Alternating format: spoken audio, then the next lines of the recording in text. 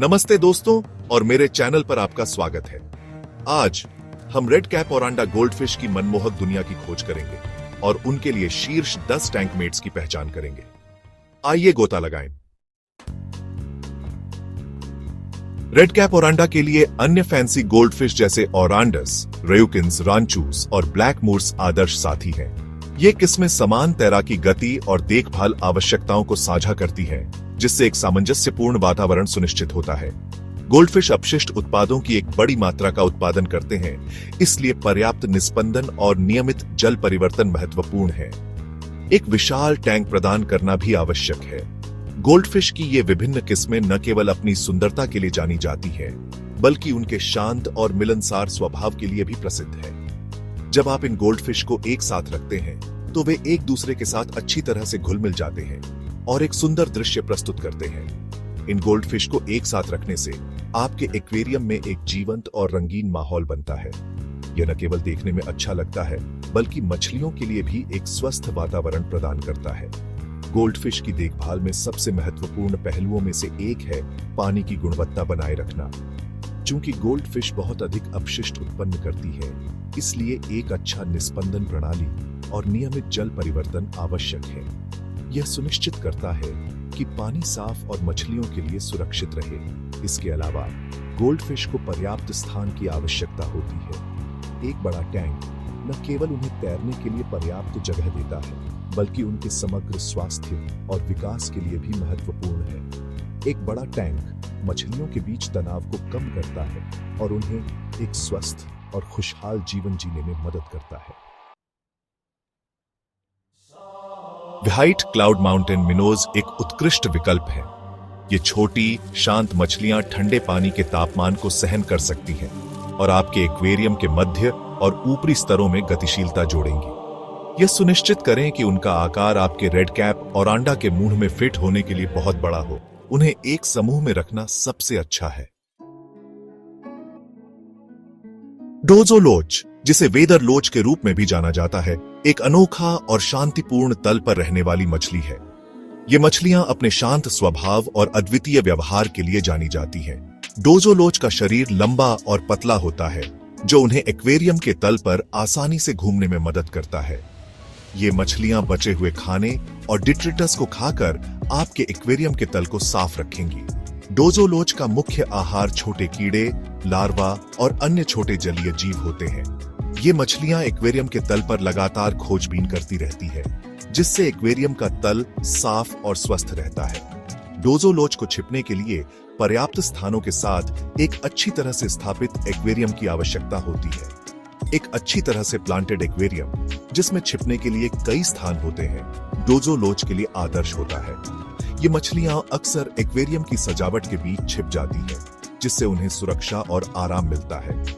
एक तंग फिटिंग ढक्कन भी महत्वपूर्ण है। डोजो लोच कभी-कभी एक्वेरियम से बाहर कूदने की कोशिश कर सकते हैं, इसलिए एक तंग फिटिंग ढक्कन उन्हें सुरक्षित रखने में मदद करता है। इसके अलावा एक्वेरियम का पानी साफ और अच्छी तरह से ऑक्सीजन युक्त होना चाहिए, ताकि डोजो लोच स्वस्थ और खुशहाल रहे।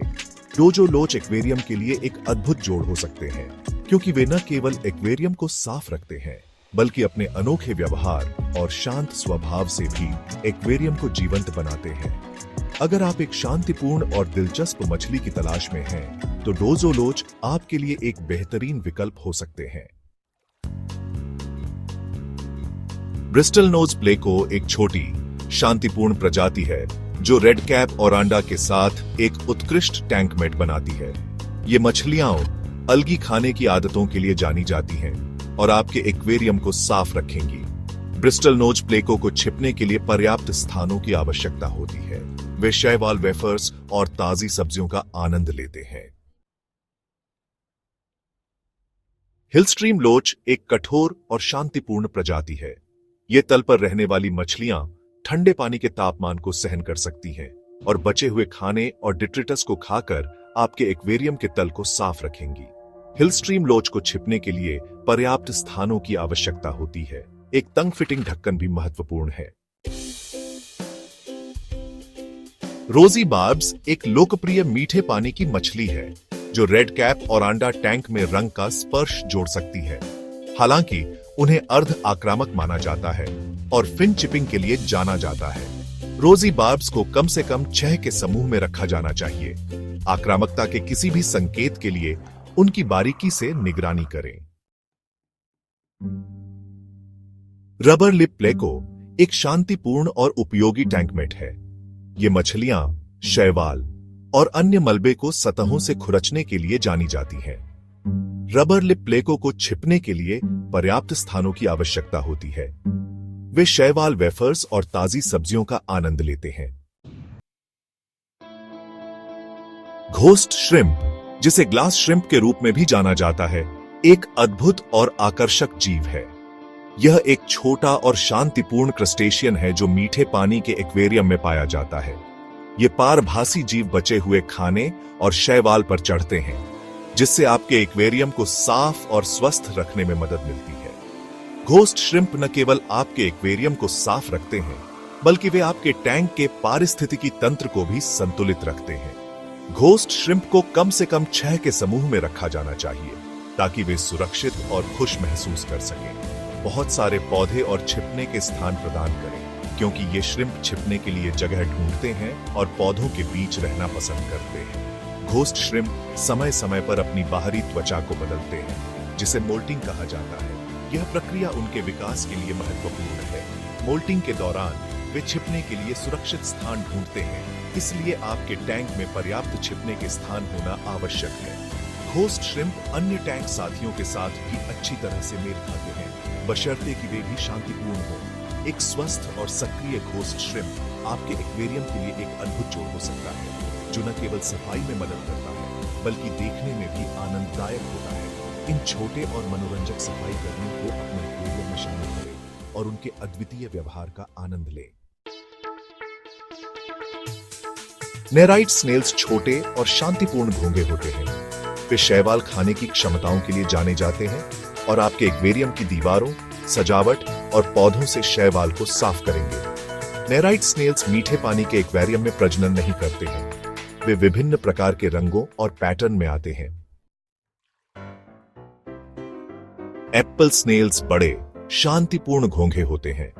वे बचे हुए खाने, डिट्रिटस और मृत पौधों के मामले पर चढ़ते हैं, जिससे आपके एक्वेरियम को साफ और स्वस्थ रखने में मदद मिलती है। एप्पल स्नेल्स मीठे पानी के एक्वेरियम में प्रजनन कर सकते हैं। वे सांस लेने के लिए सतह पर भी आ सकते हैं। तो ये हैं रेड कैप ओरांडा गोल्डफिश के लिए शीर्ष 10 टैंकमेट्स। टैंकमेट्स चुनते समय शांतिपूर्ण स्वभाव, संगतता और आपके एक्वेरियम के आकार पर विचार करें। हमेशा किसी भी नए टैंकमेट को धीरे धीरे पेश करें और आक्रामकता या तनाव के किसी भी संकेत के लिए बारीकी से निगरानी करें। खुश मछली पालन।